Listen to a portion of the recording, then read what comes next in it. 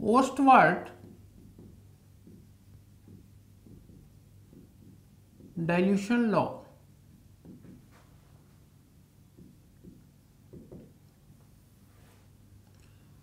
Actual में Ostwald dilution law applicable होता है in case of weak electrolyte only. Weak electrolyte कौन से होते हैं? Weak electrolytes are those which is feebly ionized and strong electrolytes are those which is almost ionised.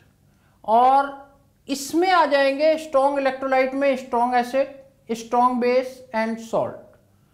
Week electrolyte में आ जाएंगे weak acid and weak base. आपको knowledge होनी चाहिए कि कहाँ पर हम ओस्टवाल्ड डाइल्यूशन लॉ लगाएंगे, कहाँ पर नहीं।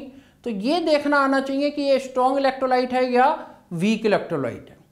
जैसे अगर हम स्ट्रॉन्ग एसिड की बात करते हैं तो ये देखिए ये वैसे भी आपको पता होना चाहिए। आगे जब इक्विलिब्रियम पढ़ेंगे, आयनिक इक्विलिब्रियम पढ़ेंगे तो कहीं सॉल्ट बनाना है, स्ट्रॉन्ग एसिड वीक बेस का, वीक एसिड वीक बेस का, तो सारे पता होने चाहिए कि ये कौन सा स्ट्रॉन्ग एसिड की कैटेगरी में है, कौन सा वीक एसिड की कैटेगरी में है, कौन सा स्ट्रॉन्ग बेस है, कौन सा वीक बेस है।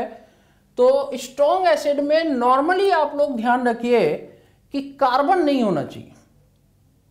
कार्बन नहीं है तो वो मिनरल एसिड्स कहलाते हैं और ऐसे जनरली स्ट्रॉन्ग एसिड होते हैं, जनरली स्ट्रॉन्ग एसिड होते हैं। और इसमें आपके एग्जाम्पल्स आ जाते हैं HCl, HNO3, H2SO4, HClO4. HClO4 is the strongest acid among all. इससे ज्यादा स्ट्रॉन्ग एसिड कोई नहीं है, पर chloric acid ETC। Weak acid में जहां भी कार्बन इन्वॉल्व हो जाएगा वो वीक एसिड होगा, सिंपल सा ध्यान रखना है। और इसमें आप आ जाएंगे HCN, carbonic acid, acetic acid, oxalic acid, ETC। Strong base कौन से होंगे? स्ट्रॉन्ग बेस जनरली फर्स्ट और सेकंड ग्रुप के hydroxide, lithium and beryllium hydroxide को छोड़कर। तो यहां पर आ जाते हैं NaOH, KOH, CaOH का whole twice, ETC। Weak base इसके अलावा जैसे NH4OH, FeOH का होल थ्राइस, CuOH का होल ट्वाइस, AlOH का होल थ्राइस, ETC। तो स्ट्रॉन्ग इलेक्ट्रोलाइट मींस ऐसे इलेक्ट्रोलाइट जो कंप्लीटली आयोनाइज्ड हो जाए। वीक इलेक्ट्रोलाइट मींस ऐसे इलेक्ट्रोलाइट जो फीबली आयोनाइज्ड हो। और वीक इलेक्ट्रोलाइट में आ जाएंगे weak acid and weak base, और स्ट्रॉन्ग इलेक्ट्रोलाइट में आ जाएंगे strong acid and strong base.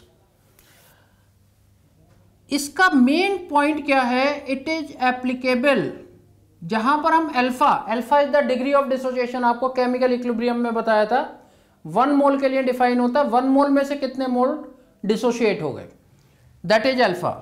और वीक इलेक्ट्रोलाइट के केस में alpha can be neglected in comparison to 1, strong electrolyte में नहीं कर सकते। तो it is applicable in case of weak electrolyte only.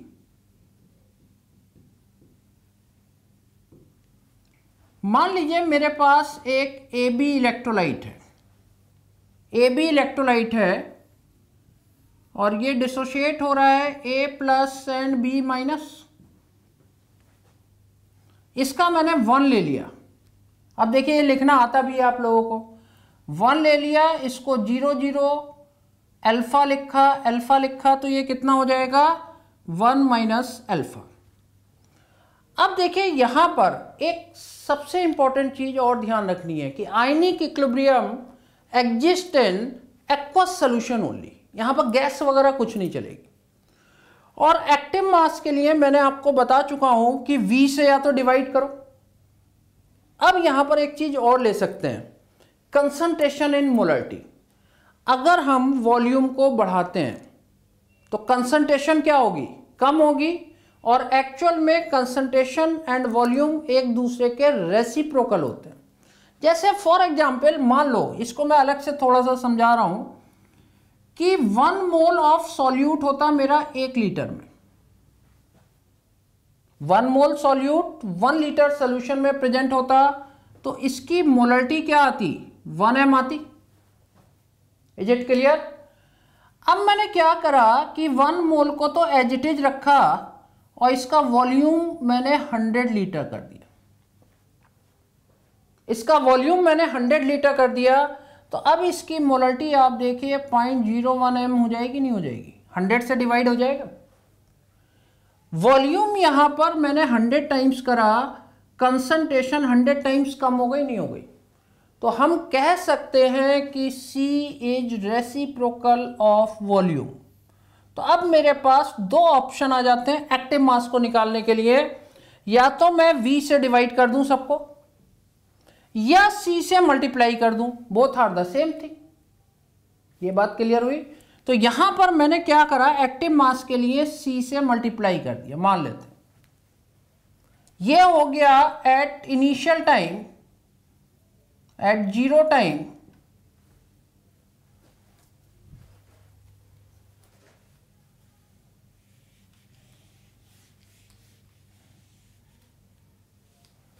ये हो गया at 0 time and at t time. Applying the law of mass action, applying the law of mass action,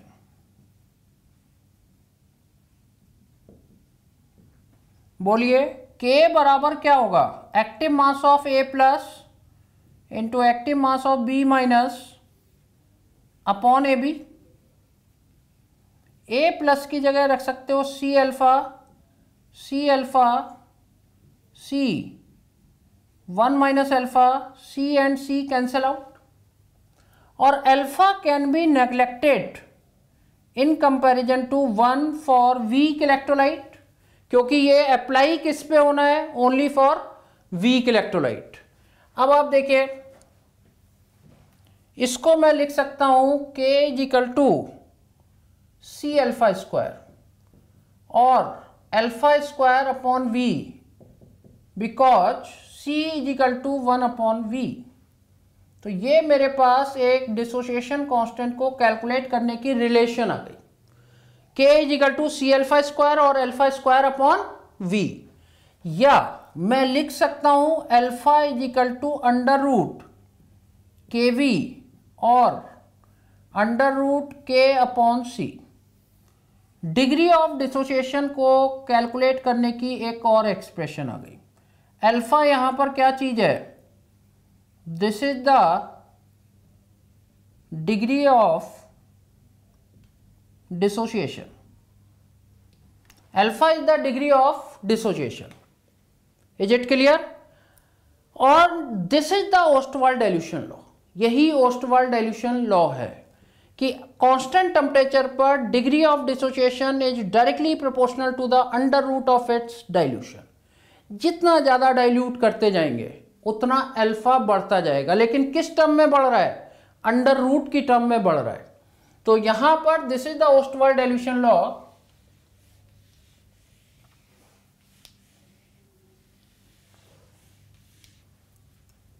eight constant temperature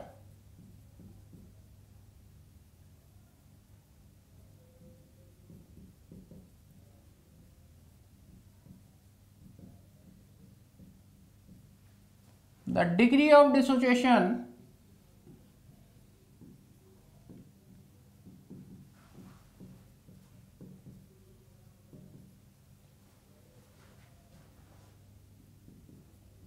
is directly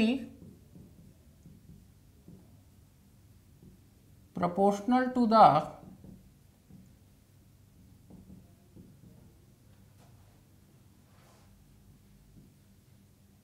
under root of its dilution. अब देखिए इसका फ़ायदा क्या होगा, Ostwald dilution law को हमें apply कैसे करना है। एक्चुअल में क्या होता है कि जब हम पीएच की कैलकुलेशन कर रहे होते हैं और किसी वीक एसिड को कंसीडर करते हैं या वीक बेस को कंसीडर करते हैं और उसकी पीएच मुझे कैलकुलेट करनी होती है, तो आप इसको डायरेक्ट नहीं कर पाते हैं। जैसे मान लो मुझे दे रखा है 0.1 m HCl, एक मुझे गिवन है 0.1 m acetic acid. We know that HCl is a strong acid and acetic acid is a weak acid. अगर मुझे इसकी पीएच निकालनी होती तो मेरे लिए बहुत आसान होता।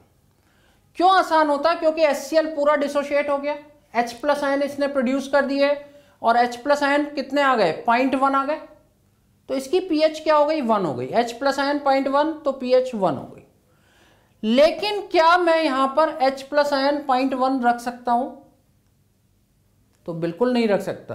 क्यों नहीं रख सकता? Because acetic acid is a weak acid, मुझे पता ही नहीं कि ये कितना डिसोशिएट हो रहा होगा। अब इसको पता करने के लिए मुझे ओस्टवाल्ड डाइल्यूशन लॉ अप्लाई करना पड़ेगा। और कैसे करेंगे इसको जरा हम देखते हैं।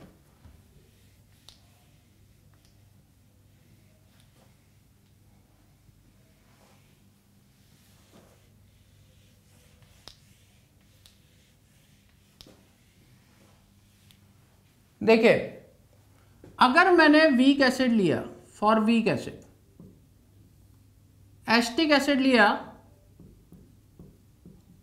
एसिटिक एसिड को डिसोशिएट करा किस फॉर्म में? Acetate ion plus H plus ion, ये कर दिया। It is 1 0 0 alpha alpha, this is 1 minus alpha. अब तो ये लिखना आ रहा है। C से इसको मल्टीप्लाई कर दिया, एक्टिव मास बन गया। ये हो गया एट 0 टाइम, ये हो गया एट T टाइम। अब मुझे H प्लस आयन निकालने हैं, तो H प्लस आयन किसके बराबर हो जाएंगे? C अल्फा हो जाएंगे, नहीं हो जाएंगे? तो हम यहां पर H प्लस आयन जब कैलकुलेट करेंगे तो या तो रखिए C अल्फा, मुझे अल्फा पता होना चाहिए, और अल्फा नहीं मालूम है तो अल्फा की जगह पर आप रख सकते हैं √K/C। तो इसको रखा जा सकता है C √K/C and H plus ion is equal to √KA/C। मुझे या तो इसका डिसोसिएशन कांस्टेंट पता होना चाहिए या मुझे अल्फा पता होना चाहिए, then we can calculate H plus ion, and after calculating H plus ion we can calculate pH because pH is equal to minus log H ion। यहाँ पर K क्या है? K is the ionization constant for acid, ionization constant for acid, और C क्या है? concentration of acid, concentration of acid in molarity, concentration of acid in molarity। Then we can use this formula or this formula for calculating H plus ion, and after calculating H plus ion we can calculate pH। तो weak acid के case में आप direct नहीं कर सकते। Direct जो 0.1 m acetic acid था तो उसकी pH 1 नहीं हो सकती है। जब तक कि आपको अल्फा ना पता हो या K ना पता हो, आप H प्लस आयन नहीं निकाल पाएंगे। इसी तरीके से हम वीक बेस के लिए भी इसको अप्लाई कर सकते हैं।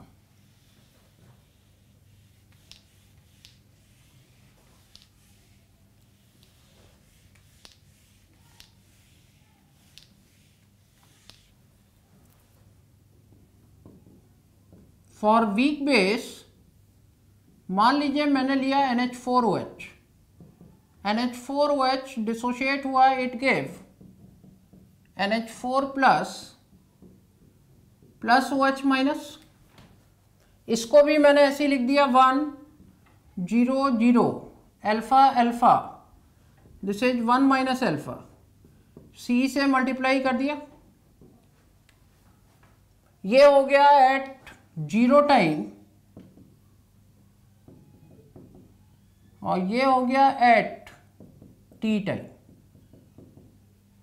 यहां पर OH निगेटिव आयन कैलकुलेट हो जाएंगे C alpha, and OH negative ion is equal to C alpha, and C alpha की जगह पे क्या रख सकते हो, KB upon C, and OH negative ion is equal to under root, यहाँ पर OH आयन आएंगे उससे H आयन निकलेंगे, H plus into OH negative is equal to 10 के -14, और उसके बाद pH कैलकुलेट होगी।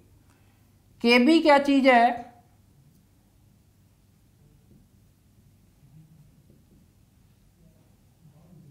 Ionisation constant for base, and C is the concentration in molarity। तो हम इन फॉर्मूले का यूज करके वीक एसिड और वीक बेस की अगर pH निकालनी है तो हम इन फॉर्मूलों से कैलकुलेट कर सकते हैं। एक क्वेश्चन देखते हैं, सिंपल सा क्वेश्चन आता है, इसमें बहुत मुश्किल नहीं आते हैं।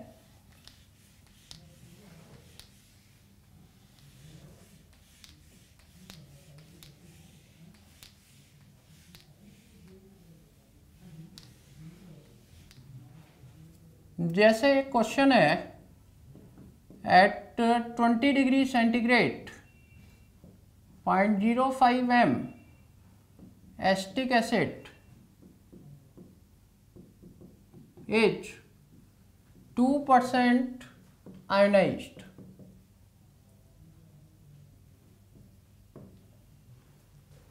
Calculate alpha K H plus ion and pH। बहुत सिंपल सा क्वेश्चन है। अब आप सबसे पहले सीधे फॉर्मूलों का यूज करना है। 2% आयोनाइज का मतलब क्या है, 2% आयोनाइज का मतलब 100 मोल में से 2 मोल्स मिल रहे हैं, तो 1 मोल में से कितने मिलेंगे, 2/100 होगा। तो जो 1 मोल जितने मोल्स देगा वही उसकी अल्फा होती है। तो यहां पर अल्फा इज इक्वल टू क्या होगा, 2/100, दैट इज 0.02।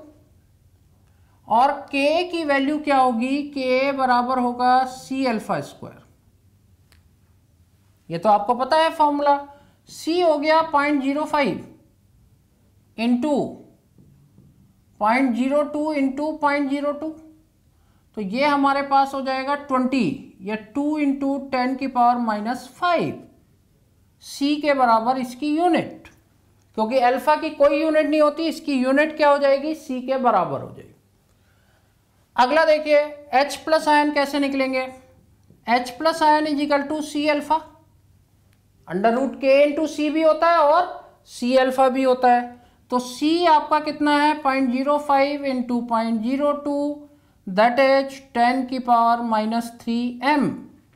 एंड pH कैसे निकलेगी, pH इज इक्वल टू हो जाएगा -log H plus ion -log 10 की पावर -3, और ये हो जाएगा -3 log 10 -3 log 10, and log 10 is 1, hence pH is equal to 3, minus plus. तो ये चारों चीजें आपकी कैलकुलेट हो गई, सीधे फॉर्मूले आपको यूज करने। तो ये आपका पूरा हो गया ओस्टवाल्ड डाइल्यूशन लॉ। इसका हम यूज देखेंगे, अभी आगे बहुत जगह पर इसका यूज आएगा, तो इसका वाइड एप्लीकेशन है। ये तो मैंने एक एग्जाम्पल लिया कि वीक एसिड वीक बेस की pH हम कैसे कैलकुलेट कर पाएंगे।